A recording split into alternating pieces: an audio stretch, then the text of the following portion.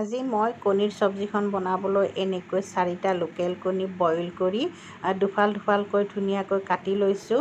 এতিয়া মই কণীখিনি ধুনীয়াকৈ ইয়াত ভাজি ল'ম। কণীৰ যিখিনি কাটি লোৱা ফালটো সেই ফালটোহে মই ধুনীয়াকৈ ভাজি ল'ম যাতে কণীৰ কুহুমটো ওলাই নাযায়।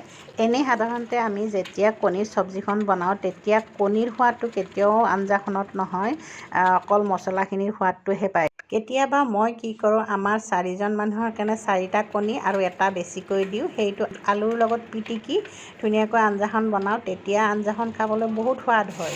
আজি ভাবিলোঁ এনেকৈ বনাওঁ, চাওঁচোন কিমান সোৱাদ হয়। সেইবুলি মই এনেকৈ ধুনীয়াকৈ আদা নহৰু কেঁচা জলকীয়াৰ পেষ্ট এটা বনাই ল'লোঁ।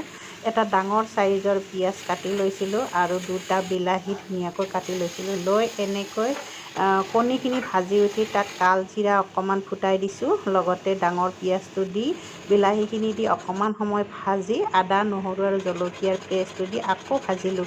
ধুনীয়াকৈ ভাজি লোৱাৰ পিছত মছলাখিনিৰ পৰা তেলখিনি বিৰিঙি উঠিছে, অকণমান পানী দি দিছোঁ।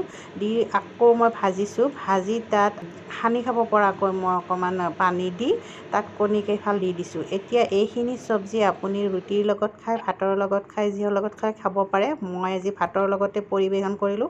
কণীৰ চব্জিখনত যদি এটা কণী ভাঙি দিয়ে নাইবা এনেকৈ বনাই খাই খুব সোৱাদ লাগে। আপোনালোকে এদিন বনাই খাই চাবচোন।